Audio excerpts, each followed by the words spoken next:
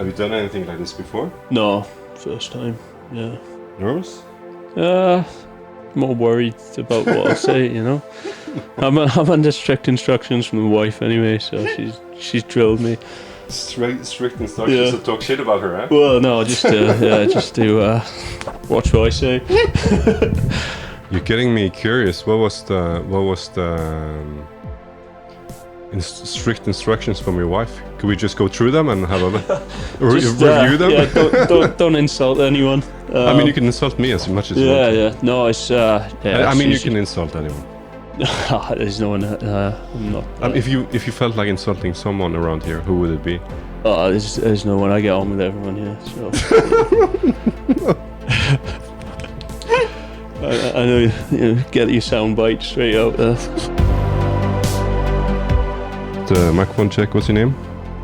Tom Hayman. What's your age? So I'm 87, so 37, I think. Yeah. I'm 85. So. Yeah. And where are you from? From Wales. Okay, we're gonna do this in English, all English. So Yeah. My Norwegian's pretty poor, so. Your Norwegian is poor. My English is worse. No, my English is better very than good, your. yeah. My English is better than your Norwegian. Much basically. better. Yeah. Welcome to a new episode. Do you call it episode? Yeah. Edition? Episode. New edition? Would you say edition? Just new episode. New episode is good. Of Reve Allstars from the edge of Jæren, Norway, with me, Kim Jung Reve, Ivar, and Tom Hayman. Yeah. Introducing yourself, eh? Well, it was a pause. It was. I thought that's my chance. Yeah, perfect. Normally a Norwegian-speaking podcast today we're doing it in English because Thomas is obviously not Norwegian, as you can. I mean, could you go as a Norwegian? No. Why not? I mean, apart from your accent. But I mean, if I just walked by you on the street. Yeah. Would I pass? Yeah. I wouldn't. No. The wife always gets mistaken for being Norwegian, but I don't. No. How come? Just blonde. Okay, yeah, it's just only if you had a blonde wig on, I would think you were Norwegian. No, nobody. Sometimes in the supermarket, people speak to me in Norwegian, and it gets to a point where I understand a little bit, and then it goes past it, and they've said a joke, and I'm, you don't do know. Do you have a go-to word you use? Not really. No. What do you mean? Yeah, like if people talk to you in Norwegian, then you answer like. I usually I try and play along that I've understood it, and and then sometimes I have to admit that I'm completely lost. And that's the worst part. That's what makes me want to learn it the most. Is sometimes like just a supermarket queue, someone will say a joke or something, and you might get the gist of it, and you don't know whether to do just laugh or just admit that you didn't quite get it, And you can't ask them to say it again in English because the moment's gone. So yeah, especially if you acted like you understood it. In the first place. Exactly. Yeah, so yeah. This should be the fucking podcast. We should just be walking around stores in Stavanger. Just watch. See if I can blag it or not. Welcome to the. I don't know that in Norway we say speakertelt. I have no fucking. What do we call like this tree building in English? Shed. Camper. Yeah. Camper. Welcome to the shed. Welcome to the shed. Yeah, I don't know. How are you doing, Thomas? Yeah, good. Yeah, really good. It's spring, summertime in Jæren now. Did you watch I was driving down here like half an hour, one hour ago, and there was it's when it's been raining here in Jæren and the sun comes out and it was sunny. The spirals of bugs. The flies, the typhoons of flies. Did you see them? Yeah. And in the afternoon sun, it looked like it was fucking beautiful.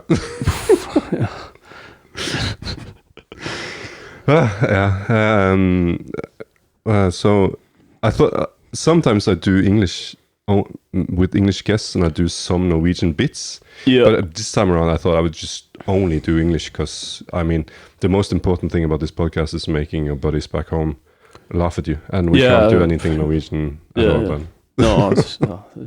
How long have you been in Norway for? I started working out here in 2018. I moved over in 2019, 1920. But then obviously there was COVID, so the family hadn't moved over. So I was commuting in between when I could, and eventually the wife got a job out here and moved over as well. So now, was it the work that asked you to go here, or did you want to go here? No, it's like the. Well, I mean, working in the Norwegian oil industry is a golden ticket. You know, you get a schedule, and it's unheard of in the UK Tell your buddies back home how your schedule works. Well, yeah, I get a 2-4, 2-3, 2-4 schedule. So, and at the moment, I'm working in an office down the road, so I can surf after work. And whereas in the UK, I was. Is it 2-2 in the UK? No, you don't get a schedule. You spend your whole life terrified of your telephone in case it rings and it's work. And, so like you'd go like 3 weeks working, you might get a week off. Usually it'd be flat during that week off, so you'd miss like a couple of months of surfing in a row, and it was just too much. So as soon as I got, I mean, like I say, it's one of the best places for work-life balance in the world, isn't it? So especially for the oil business, because I mean, if you don't know Norway, when Thomas said 2-4, it's 2 weeks working. I mean, you work all.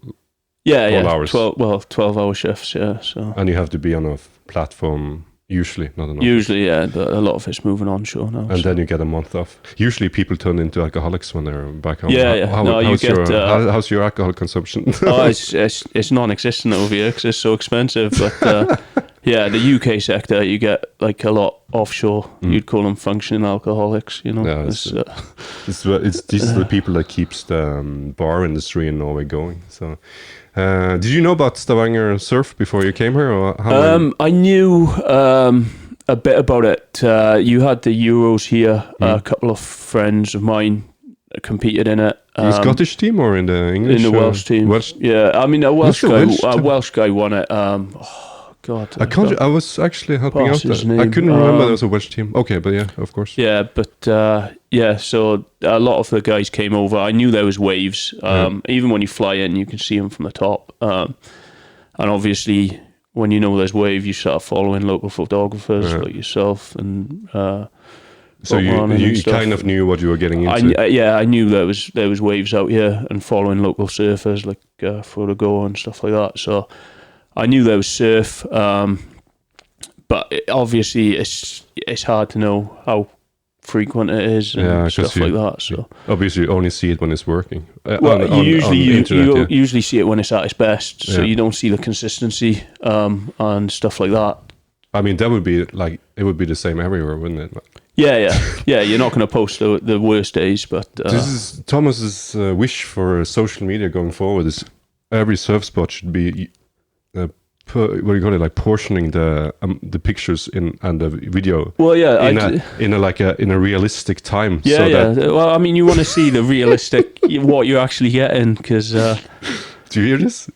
You should tell your wife this. She needs to post. Shit, and then nice, and then shit. But she'll, like I say, she gets annoyed with me because a lot of the time, I'm so critical of myself. Like you watch yourself surf, and you're like, don't like that. You kept telling me you didn't smile good either. No, I'm not. I'm terrible when it comes to photos. When it comes to I kind of grimace instead of smile.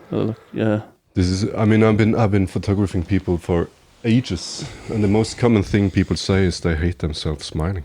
Yeah. But I mean, there's a South Park episode once.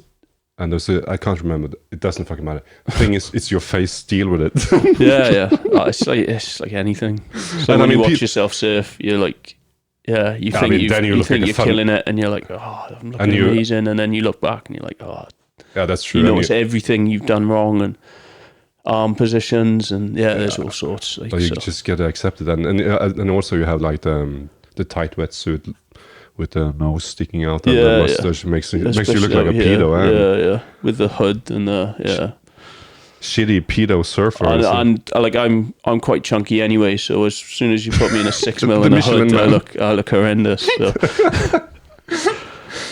Shouldn't be so self-critical. You could be the best surfing Michelin man from Wales at Jæren. That's trying to think. There are other Welsh surfers out here who can compete, I guess. So. Nice to have you here, Thomas. I have actually been to Wales a few times, and I thought we should start with the most important question I have for you. Go on. And because one of my best mates from old times, Andy, he's shout out to Andy Johnson. He's living in Cardiff. Yeah. So I've been visiting him in Cardiff, and also I was camping like with a tent in the Mumbles, not the Mumbles, but the Gower, Gower, Gower, Gower. Oh, the Gower, yeah, that's where I'm from, yeah. Yeah, and Swansea. Yeah. And so I've been in like quite a few places in Swansea. Yeah. And what always goes back to me is why the fuck is Swansea such a shithole? Yeah, the actual city itself is horrendous. Yeah, I don't know what's going on, but outside the city it's stunning. You know, you've got like we got the highest density of castles. We've got nice beaches. Yeah, but that's outside the city, though. Yeah, it's weird. It's just a strange place. Like you get people who live in the city. Uh-huh. That just don't leave the city, like, you know, they don't go in, like, it's quite isolated. You know, like, I'll go surfing up to Cardiff for the day, and people are like, oh, you've gone to Cardiff for a day, you know, like, it just blows their mind that someone would drive an hour for a surf or a day out, or, yeah, it's just a bit of a strange place, I guess. I mean, obviously Swansea probably has its good sides as well. No, it's... But the city centre's a bit run down, and as a night out, it's a bit rough, and yeah. Could you give me a rundown, 2-sentence rundown of a night out in Swansea? Oh, it's just, I mean, it's all on one street. It's called Wine Street, and you get a lot of guys who just like scrapping, you know. Scrapping, what's that? Like having a punch up and stuff. Oh, okay, and especially guys like me who's not massive but not small. Seen as a good option. Because it's not like you're picking on someone, and it's not like you're pushing yourself. You don't pick the smallest guy, but you don't pick the biggest guy either. So it gets, like I say, it's a good night out, but it's you often see fights on the street and stuff like that. And, but I mean, obviously, I read about the history of industries falling over in Wales and everything. We know about that. So I mean, it's not like it doesn't make sense. A city in Wales would be shitty though. But I mean, it's like I said, like usually the people are really nice and stuff. Yeah. But there's a lot, like everyone's like rugby's quite big there and stuff like that, and you get rugby clubs going out and stuff, and there's. Like I say, it's... I feel like I'm talking Indian now, talking shit about Swansea. I wanted to check out Swansea on like TripAdvisor or something. Don't bother. But check out Gower. The fun thing is like if you type in Swansea on TripAdvisor, you get recommendations like, wow, shit, there's so many good spots in Swansea. And then you look at them and it's like Gower Peninsula. Everything is outside of Swansea. Yeah. But I took a bus ride outside from Swansea to the Gower. Fucking hell, like night and day. So beautiful. Yeah, the Gower's stunning. Yeah, that's where I was brought up, and the beaches are lovely. The surf's like there's a lot of surf options. There's loads of coves and stuff for different conditions. So you're from Gower or I'm from Gower? Yeah, Gower, end of Gower. Llangenef I'm from. Yeah. So where the Worm's Head is. Yeah. You're actually from there? Yeah. That's my local beach. To describe to people, it's like it's like Game of Thrones basically. It's like a one road leading towards... to the end. Yeah, and it's great in summer. And a huge rising in summer, but beach. winter... Yeah, it's like a 7 mile beach or something. And it's got a wave at one end called Peaks, which is a really peaky wave, and then it's got like sheltered spot the other side, but it's like there's waves all across the beach. And you get the Worm's Head, which is like a peninsula going out to sea. It's actually comes from Nordic or something, the actual name for it. It's a beautiful place. But yeah, it's stunning. And there's loads of reefs and beach breaks, and it's a nice spot. So what's the so how far from this... where's your local village? Like, is it? No, it's Llangenef. It is Rhossili Bay. I live. It is that. I used to walk down there on a daily basis. Yeah. I walk there from where I grew up, and Yeah, 5 minutes from there. So you're lucked out, basically. Yeah. Well, like I say, it's great, but all you can do there is surf. Like, there's literally nothing. Like, I tried skating. There's no pavements. It's hills. There's no pavement. It's maybe mountain biking, but I never really got into that. So yeah, like. That's how I got into surfing. That's a sad story. The young Thomas, he wanted to go ice skating or something. Well, like you get options here. You can go snowboarding. You got skate parks and stuff. Whereas there, even if you want to get in wintertime, even if you want to get a pint of milk or something, you're driving 15 minutes. It's pretty. It's fucking cool. It's pretty isolated, but it's great in summer. It was, it's busy, loads of people there, all the campsites open. And it's basically pretty much like a tourist. It's of a people tourist in spot. summer. Yeah. How big is the community in the winter time then? Oh, it's tiny. It's like there's like 100 people. Jesus. Maybe, and then there's probably about 5 of you that are under 20 or something. And throw a stick, you'll probably hit a cousin. It's pretty small place, like, so. And isn't there like not expats, but we call it like, you have the surf spots in Norway like Hardervika and Lofoten. I mean, surfers move there, like, so. I mean, it's not a huge community anyway in Norway, but if you go to Lofoten, you would have surfers living there. Wouldn't there be surfers living in Flangwin? What's the name of your village? Flangenef. Yeah, Flangenef. Wouldn't you have people moving there to surf, or is it? You do, like, you get, like, there's some people moving there to surf, but it's quite an expensive place, So it tends to be either people that grew up there, or older retired people moving down, type thing. So yeah, there are some surfers that move down there and stuff, but. How did your family end up in the area, though? Oh, they've always been there.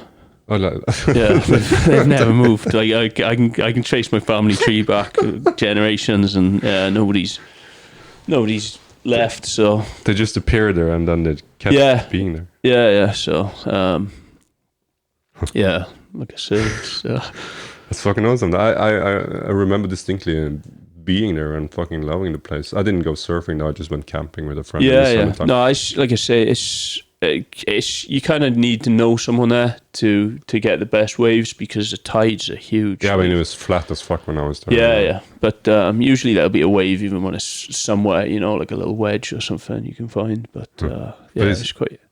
It's all beach break for you in the start, then mostly. Well, yeah, mainly, because my parents weren't really into surfing, so like a lot of the kids there have parents into surfing that take them to different spots and stuff. But like the beach was it for me. Like I'd walk there and I'd surf it, no matter what the conditions would be, like how big it was. It was the only option type thing. Yeah, it was what you did. Basically. So until I started driving, that's basically the only place I'd surf really. So could you give me on the rundown? Because for I've been to Galway. I haven't been to Cornwall, but it's just. Yeah. I mean, it's so easy when you just think about Wales and surfing, like just passing through, you would think that, you have Ireland and then you have Cornwall. Yeah. And then Wales is just in the middle. Yeah. Why go to Wales? I mean, compared to Cornwall seems to pick up a little bit more swell, but Wales is really good if you know where to go. Like, it all comes up that one channel, the Bristol Channel, so all the spots in North Cornwall and all the spots in South Wales get similar sort of swells, but like you've basically only got like a 40-degree swell angle, whereas like it's not like here where you get like 180 degrees and you get dual swells and stuff. Like everything comes up that channel, and like a more northerly, like a more west or a bit of north in the swell will get up to Cardiff better, and then more south or stay towards the West Wales side and stuff. So but yeah, like I say, it's just one channel, and then depending on the size, you'd maybe move further up towards Cardiff or further back towards Pembrokeshire way. So how does it compare to the? I mean, if I was gonna go on a surf trip to UK, should I go to Ireland or should I go to Wales? Well, I mean, Ireland's incredible. Yeah, there you go. It's it's one of the best places I've ever surfed. I used to get a ferry there quite often, like a few times a year, before kids and all that sort of stuff. Before life hit you. Yeah, and the ferries have gone quite expensive now. Cornwall is, it gets really good beach breaks. Some of the banks and stuff are just like it's really easy to surf, if you know what I mean. Like, you can do multiple turns and stuff, and yeah, it's quite linked up. But yeah, there's not a huge amount of difference. Like a lot of the good British surfers now, a lot of the top British surfers, or top European surfers, even like Patrick Landon Dark and stuff, they're from Wales, from the area I'm from, and they're competing, at doing really well on the QSs and stuff. So, cool. Because the other was, how is your mobility going? So you could go to, if it's working where you are, it's okay, stay home, and then you can. Yeah, it's easy to get. It's way easier than here. Yeah. Well, it's easier to get. It's like I say, like it's like an hour to Cardiff. But there's spots all the way between Swansea and Cardiff, and the same to go towards Pembrokeshire way. And there's multiple spots, and there's little coves and stuff, and yeah, like if you know it, it's a really good place to surf. That's cool. It probably has. Not to compare it to Jæren or anything, but Jæren was also like it has so many possibilities. Yeah. Jæren, I find Jæren.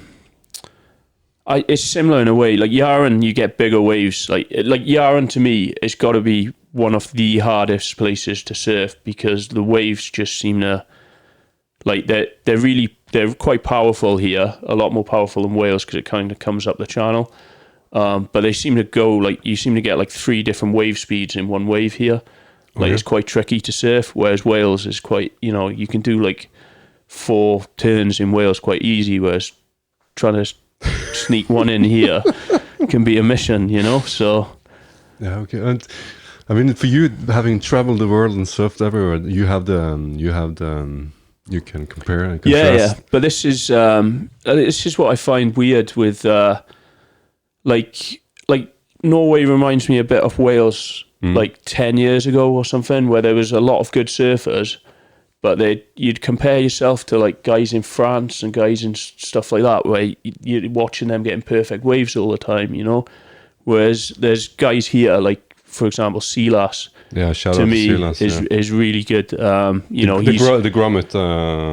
But he's similar standard to a lot of the guys in Wales that are doing the qualifying series and stuff, but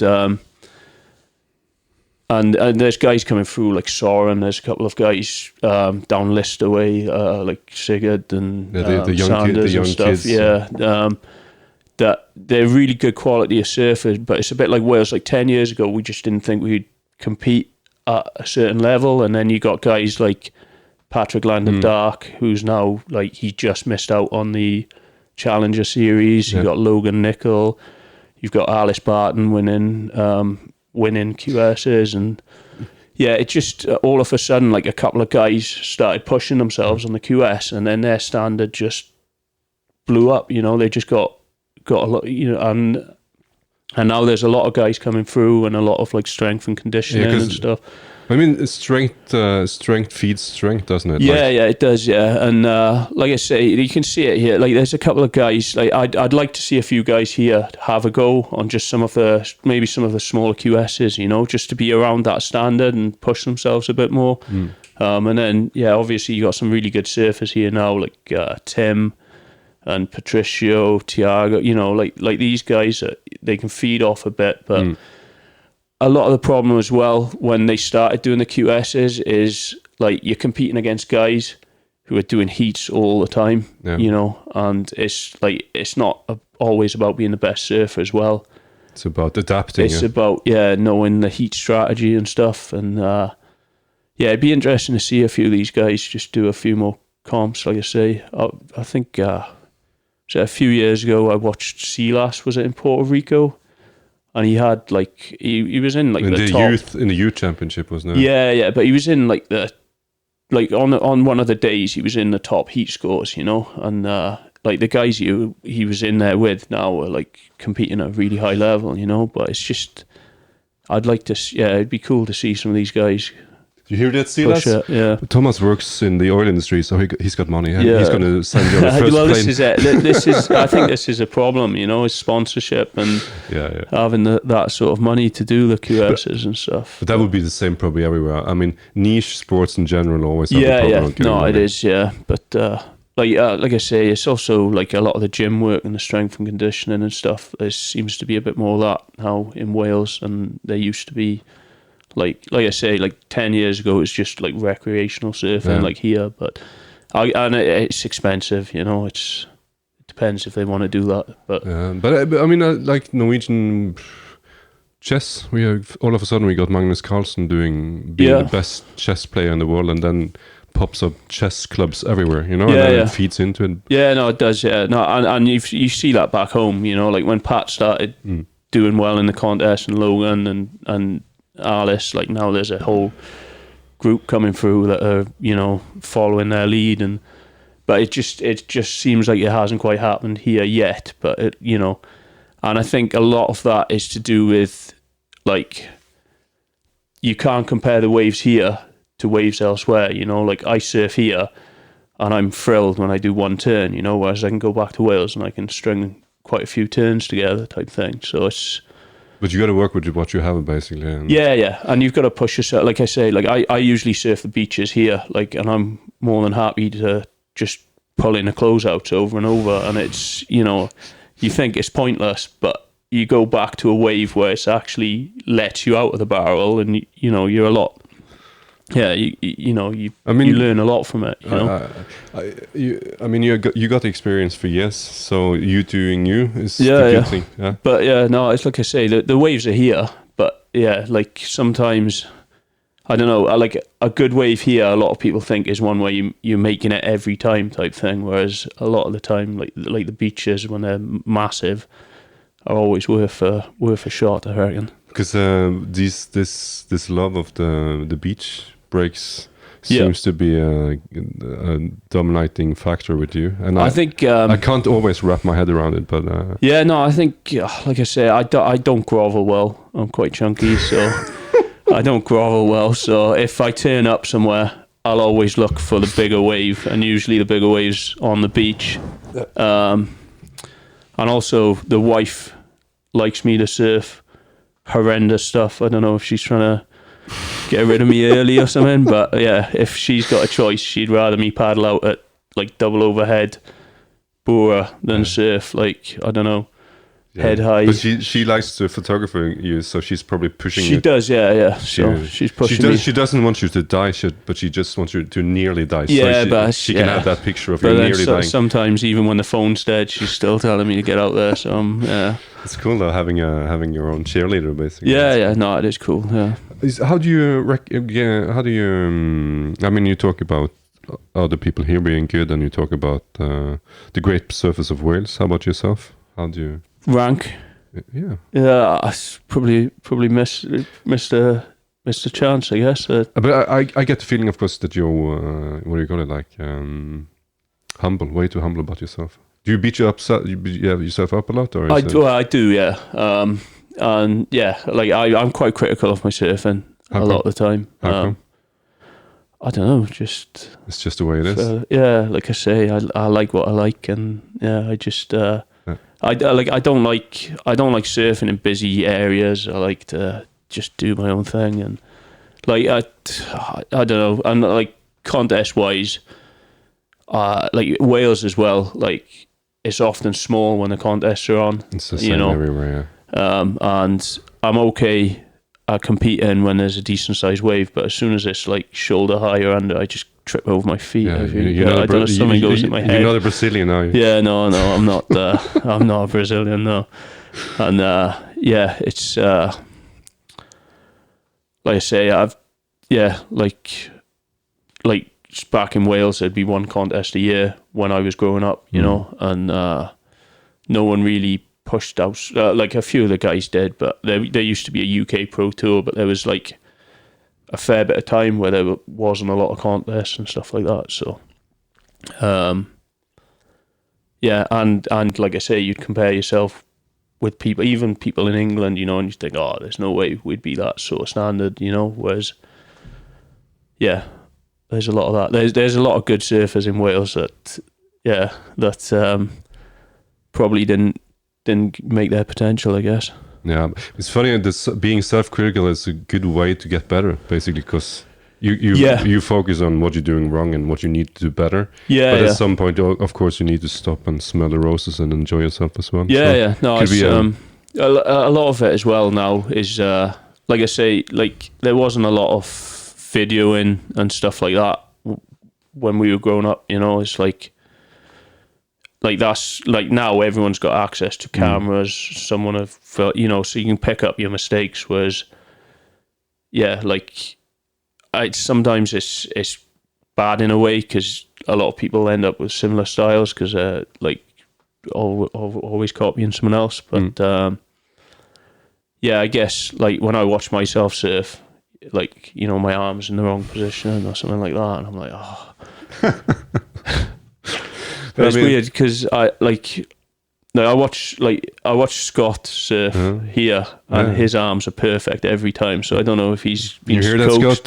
Perfect skill. Yeah, perfect but way. I watch that and I'm like, either he's watched like surf movies over and over, or I don't know. You'll have to answer that. It's probably the whole Norwegian. Like I watch his Norwegian, French, and I'm like, Tenerife, Spanish. Yeah, that's how I want to look. But my arms like behind me, or and I'm like, oh. Should just paint and like tape your arms to your body. You could be the best straight down arm surfer in the world. I could do. Yeah, that's. I try that when I'm packing, when I'm trying to pull in the clothes out. So just paddle with your dick and everything. And no, it's. I don't, like I say, it's. I surf all right when it's bigger, but I'm not much of a groveler. So. It's funny because I mean I know so many people down here on the coastline here as well, very self-critical, and I'm also self-critical. Yeah. Not so much with the bodyboarding I'm doing now because I look like a fucking idiot. I'm 2 meters tall. I'm a small bodyboarder. I look like an idiot anyway. So I mean, as long as you're enjoying it, I'm enjoying it. But I mean, with I do the same thing with the camera, beating myself up there's like one small detail. Yeah. No, I do it all the time. And it's the same thing. Like it's the same. I mean, it's different things, but it's the same mechanism. Yeah, you know what you want. Yeah, and you keep searching for it. And the thing is, because it's not easy, that's what makes it fun. You know, keeps you going. Like I say, it's I am way overcritical a lot of the time, and in my head, like I'll watch something. It's weird because I watch videos of me surfing from like 4 years ago. And I remember hating that video, and then I watch it again. I'm like, oh, actually, that looks pretty good. So it grows on you, basically. Maybe, yeah, over time. Either that, or I feel like, yeah. But because I looking at your social media, I wouldn't judge you a guy who's. I mean, you don't post everything on social media, but you do post yourself, and you just did a video clip with Richard and Vision, a long video, like minutes with Matt, yeah. I mean, you wouldn't do that if you're too. I mean, you can take yourself being shown, I guess. to an extent, yeah. So, like I say, like I did that video with a mate of mine, Matt, filmed it. Yeah, brilliant. Shout out to that guy, yeah. Brilliant. Yeah. No, he wanted to get something off the coast, and obviously the waves weren't pumping, but a lot of that video shot in just days when I'm out on my own, you know, like awful onshore 2 ways and stuff like that. And he kind of wanted to portray, you know, it's the reality. The reality of this coast and stuff. And it's weird because a couple of surfers have said, you know, that they liked it more because it was, you know, it's kind of pushing them to go out on the days where, you know, it's not perfect offshore, it's not perfect bobbler or something like that. You know, it's like a lot of it was just junky 2 ways, and it was quite interesting. It was quite cool. Like it was quite cool to see how it came out. You know, and I like the fact he started it with you know, with a lot of makes and stuff, but he also put in a lot of the barrels where it get clipped, and you know, couple of the falls and stuff, because it happens all the time. Yeah, you get a good section, and you like all of a sudden it hits like a big rock and it bottoms out. Most of the time it doesn't work out, basically. No, it doesn't, exactly. And it's like I say, it's one of the hardest places to look good surfing anywhere, but you learn so much surfing around here. Like it's like I say, if you surf like if you take off on these corners, manage to get a bit of travel and then get shut down on, but you take that then to France or somewhere like that, you'll be making a lot of waves and stuff. So it is good to push yourself in less perfect conditions and stuff. Get in the ocean. Yeah. Sometimes I'm driving by the harbor, and our good friend Frode is sitting on a completely fucking flat ocean, and I can't always understand. He's in most times, but that's what you need to do, But but like some of these waves are good fun. Like I love like big onshore 2-ways when it's like 3 meters and it's just horrendous, and you sit out there on your own and it's washing all over the place, and like sometimes I'll be out there for an hour and I'll get one good wave, but it's just it's worth doing type thing. So putting in the hours and everything. Yeah. I thought maybe like amongst maybe the surf schools are saying like everyone should be surfing together now, because I get the feeling like if safety in numbers. Yeah, if you drive past Bora and you see Frode Gower out there at 5 a.m, that's the best place to go, because he's spent the last 3 hours driving around the coast with the night vision goggles. Exactly. Yeah. How does the crowds compare here to Wales? It depends. Like I say, like the last few days I've been surfing on my own on the beach, so it's been fine. Basically, we're off season now in June. There should be people around if this wave's coming around, which it has been. Yeah. But then I surf Bobbler. I'll beep it out afterwards. No worries. But Bobbler is fine, by the way. Yeah. No, well, I was going to say the crowds there. It's such a tight takeoff spot, and it can get really frustrating because whoever's deepest gets the wave, but then you just end up pushing each other onto that rock and stuff. So there's a lot of crowded waves here, but I can also surf on my own. Like I spend a lot of my time just surfing with me and a mate, but I surf a lot of stuff. A lot of people aren't too keen to paddle out in, You just said it 3 minutes onshore on 2-ways. One of those. Like I say, like I'm often out there on my own, or with Matt. Like he actually surfs quite big stuff, Okay, yeah. And so it's often just us two out there. Or like I say, or somewhere where the wife sent me out where I don't really want to be, and I'm just for entertainment and some photos. So yeah. How is this duo working? Like you're the surfer and she's the photographer, and you just push each other? No, it's quite cool, really. Like she loves the beach and she likes just being there. She finds it relaxing. Yeah. And then she'll like the other day I looked at Bobbler. I looked a bit small, but there was no one out, and I was quite fancying that. And she was like, "Oh no, it's rubbish, It's not going to be very exciting for me." And then next thing I'm paddling out in double overhead beach break with no makeable sections, and there was a couple where I was lucky my board survived it, So, but she's like I say, it's good for me because it does make me usually I'll try and surf the biggest spot anyway. And I always tell people at least once a month if you can to try and push yourself out of your comfort zone and get into that thing, and then next time you'll be fine, That's wise words. Yeah. So, especially here, it's easy to do. There's plenty of places where you can, feel a little uncomfortable at least once a month, and you'll get used to it soon. Did you do Vigitel? But back to it, it's nice because in the army we have so many there's so many guys and girls who are into the surf community, and then team up and find a partner who's not. And that partner finds surfing to be really fascinating for the intro part of things. Yeah. And then of course it's most of these people, they don't find it enjoyable at all.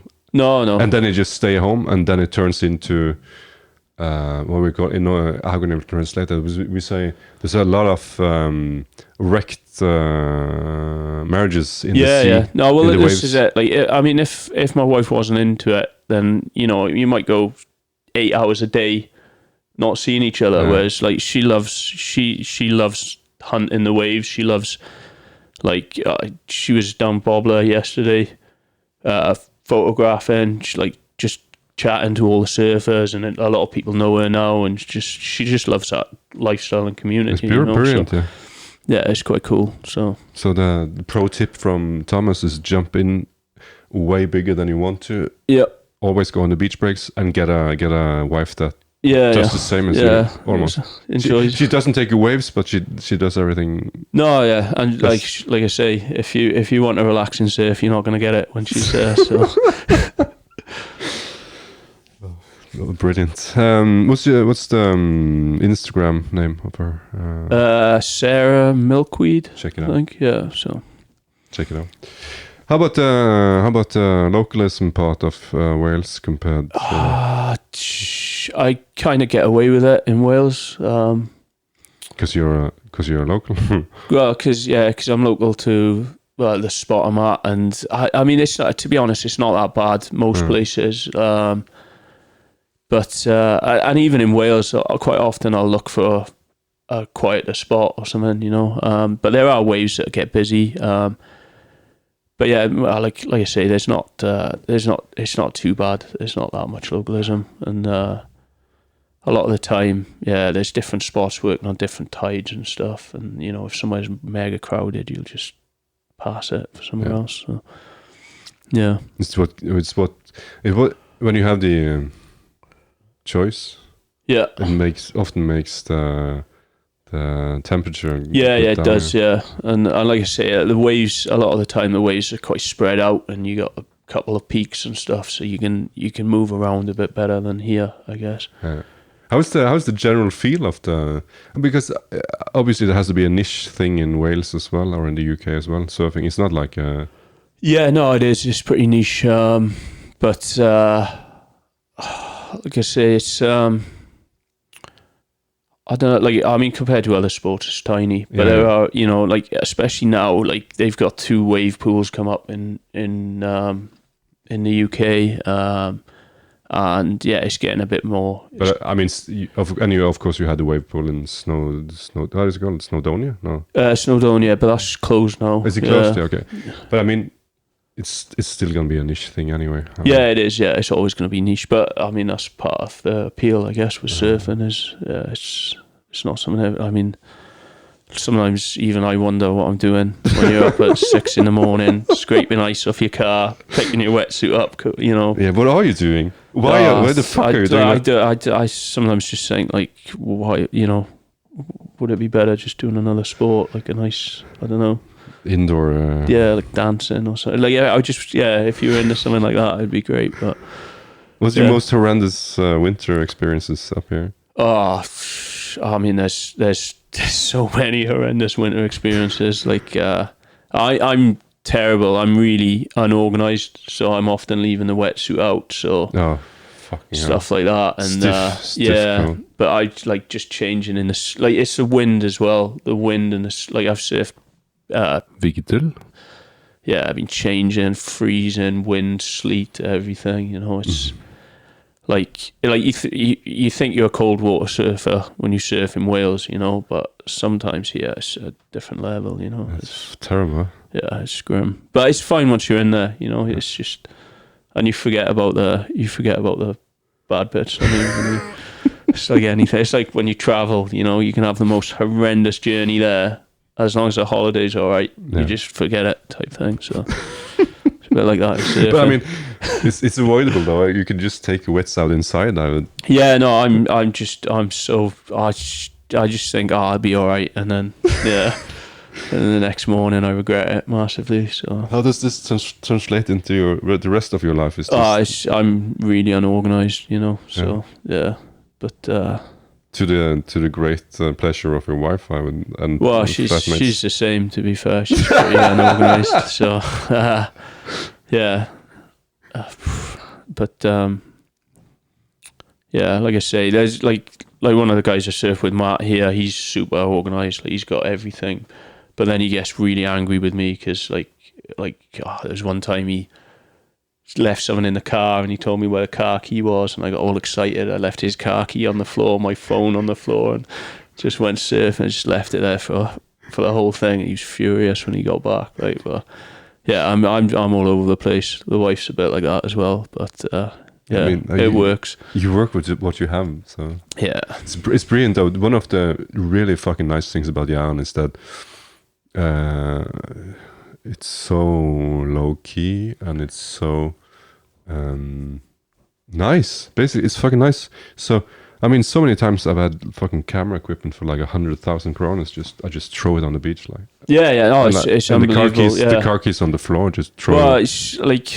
I mean, if you wanted to, you can steal every fucking car in the harbor. Yeah, and you see it like when the surf's on, like guys are just setting up their cameras and stuff. Whereas I've known like friends of mine back in Wales have left a spare board on the beach and it's been taken, you know. Whereas you just don't get that here. But it's actually the other way around. If somebody by chance should take it, people just go together and like try and work out.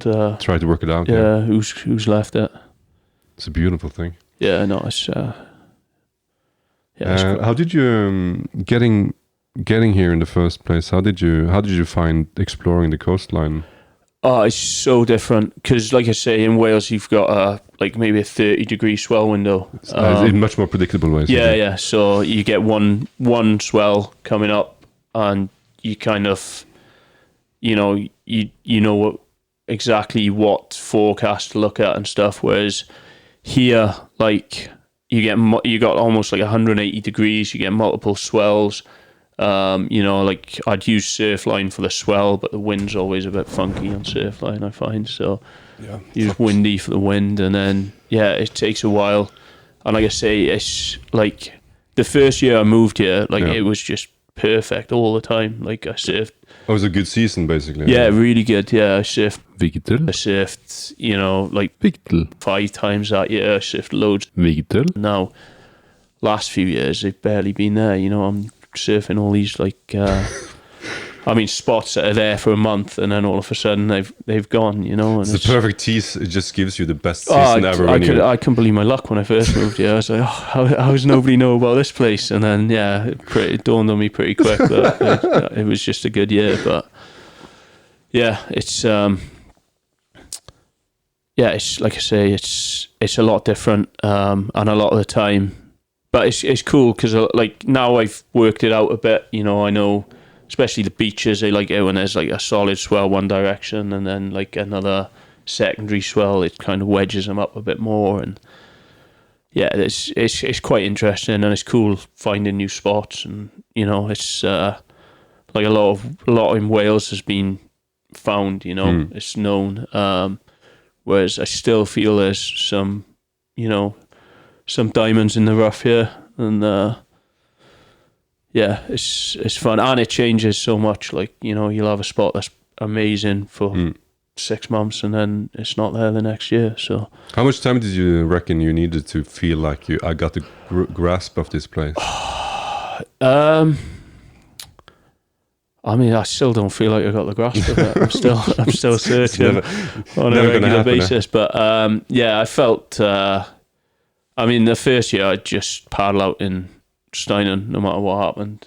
It was just even if it was massive onshore, it'd just be, I'll just give it a go type thing. But now, maybe like a year or two, year and a half. But I mean, I spent a lot of time looking at Google Maps and trying to work out. Yeah, the classic.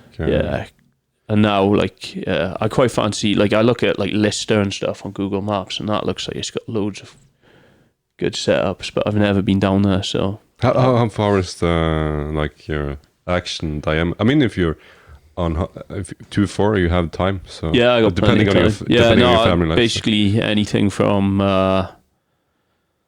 from north of Stavanger to all the way down to... Basically everything from north of Stavanger to south of Stavanger. Well, I'm further than that, yeah. So, there's plenty of waves, but Yeah, if you look at Google Maps, there's but it's weird because like I don't know what's the secret spot, because like the places where I've had my best surfs, most people say is a closeout, you know, and they know about it. They maybe just don't check it on certain conditions. Like I think people get too reliant on Surfline, you know. If it says fair to good, I mean, they're there, you know. Whereas there's a lot of times when, yeah, like it's not forecast, but you'll see. Yeah, you see where it gets in. I mean, we've been joking a lot about Surfline being fucking horrendous, but I mean, but it's good for the swell. It's just for some reason it seems to pick the wind up from somewhere else. Like the wind forecast on is terrible for here.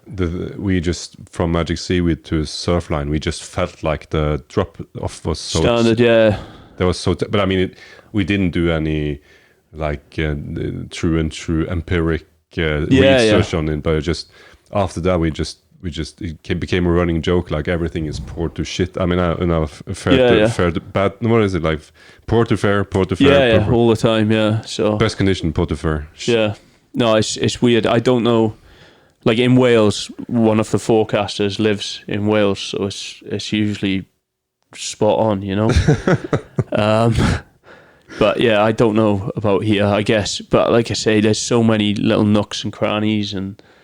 Yeah, like there's. I mean, it's a long coast. And it's a long coast. Yeah, shitloads of beaches. Yeah, and I mean, it can be, you know, it can be poor in I don't know, Selle, and then fantastic. Vigtel. You know, but how would you put that on a surf forecast? I think that's why you've got to take it with a pinch of salt. You just got to forget it.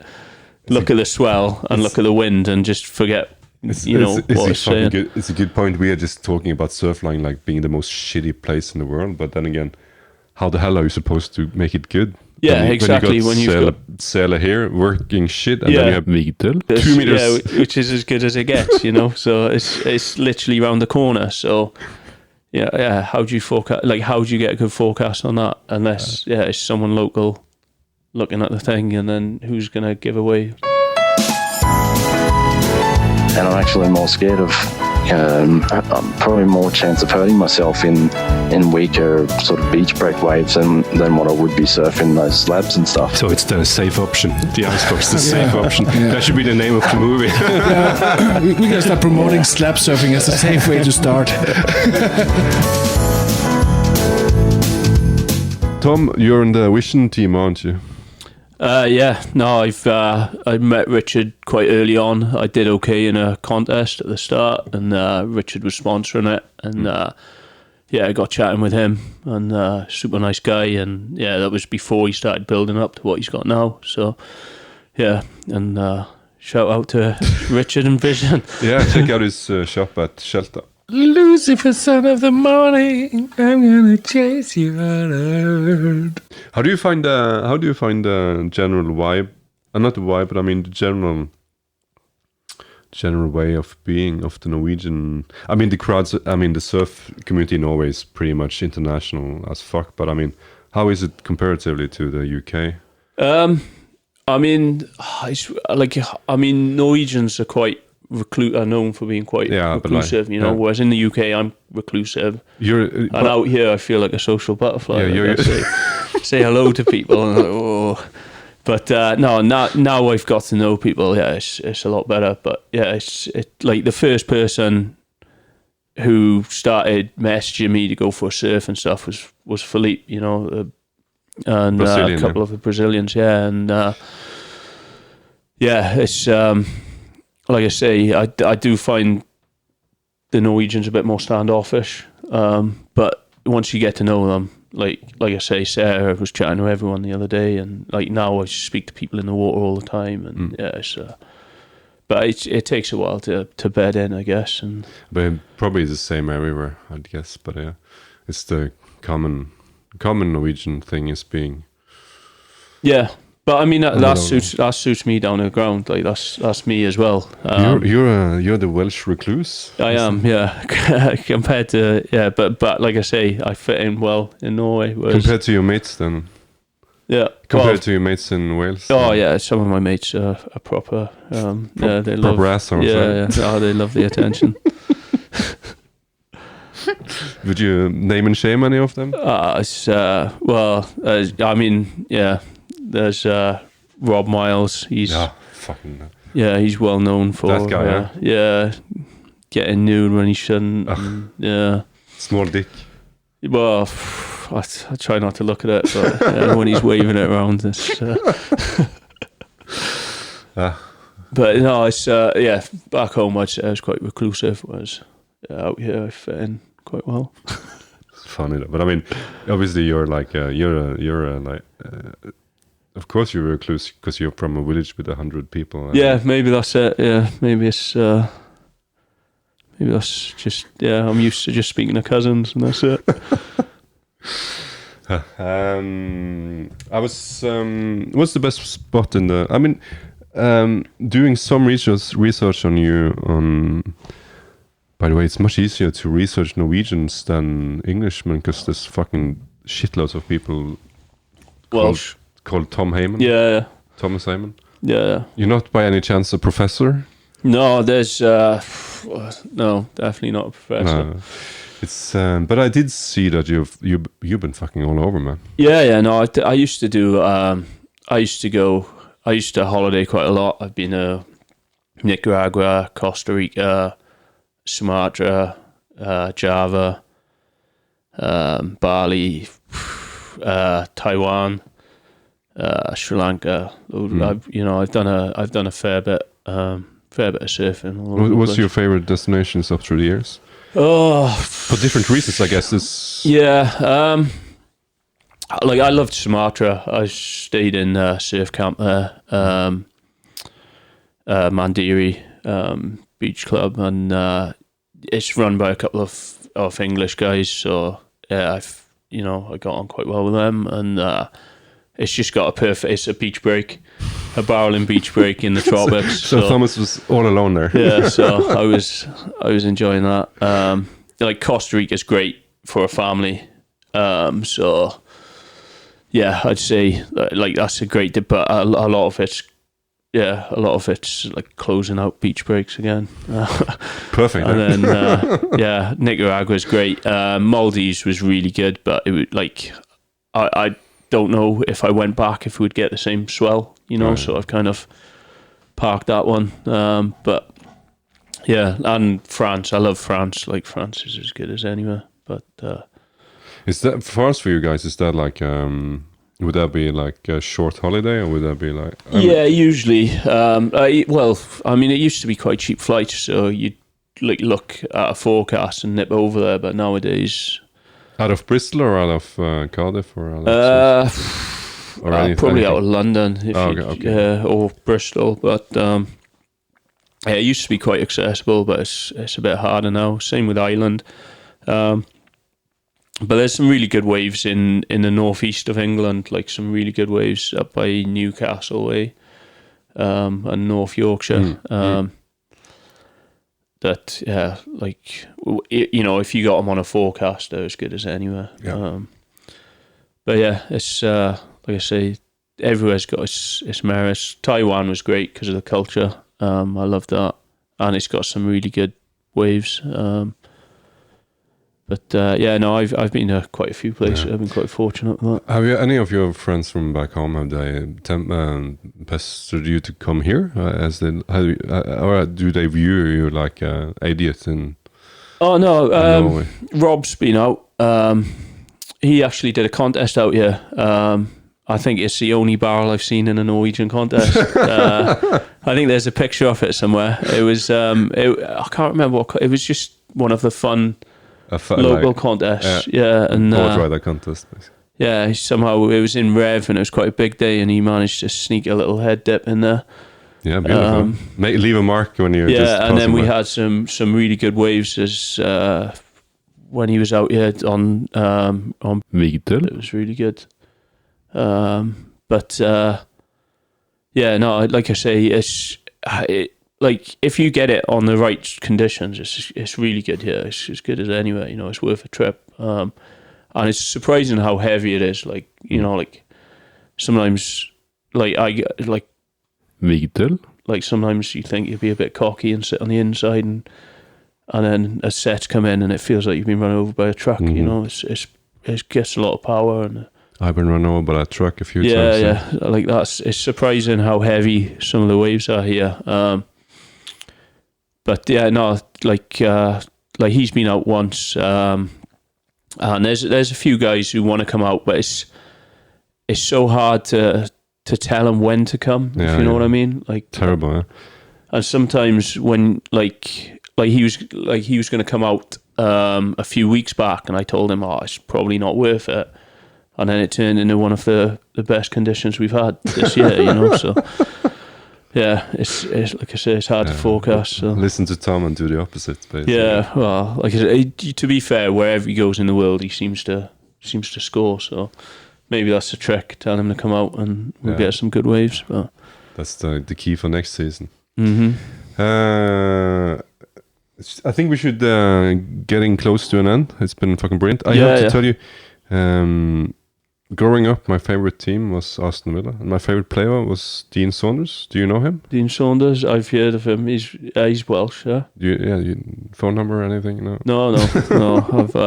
I've never been that big into football. It's all rugby by me. So I love that guy. So curly black haired. Yeah, makes no sense. But we always recommend something in this. What's your recommendation this week? Well, this week,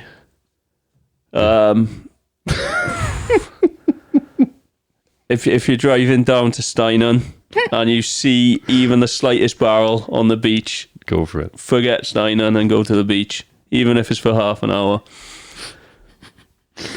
This is an actual good recommendation. My favorite recommendations we've done here through 5-6 years is Jamin, our friend Jamin, he recommended using blink lights on the car. Oh yeah, in the roundabouts. Check out.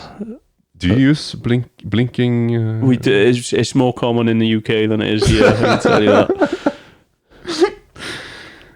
Are you planning to stay in Norway for the long run, or is it just? Yeah, no. It's not, as long as I got work out here. The wife's doing some studying in the UK now, but so I'm back and forth a lot more. But yeah, I'll be out here as long as there's work out here, I guess. So yeah. Is it okay for so you? I'll have to learn Norwegian, huh? Yeah, but is it okay living away from your family? Is it works out? Yeah, it's fine. Like I say, it's not too far to get back, and yeah, it's not like I imagine the shock for some of the guys from Brazil and stuff like that is a lot worse than someone coming from Wales. Thiago didn't go home for like 4 years or whatever. Oh, is it? Yeah, 3 years. And it's such a change in climate and stuff, whereas it's not such a shock for me. So. My recommendation, by the way, would be check out The Rehearsal on HBO. Have you seen it? No, HBO Which Max. one's that? The Rehearsal. No, I haven't seen it. It's fucking awesome. Is it? Funny as fuck. Yeah, okay. Yeah, no, I'm looking for something to watch. It's a strange acquired taste, but when you get it, it's funny as fuck. Yeah. Tom, this was great. This was great. Yeah, all good. How did you do? I have no idea. I don't even know how long we talked for. It's weird because like an hour. Yeah, it just flies by. Yeah, and you don't know if you've got stuff to talk about, and then it's like never a problem. No. Ciao. Good night. Good.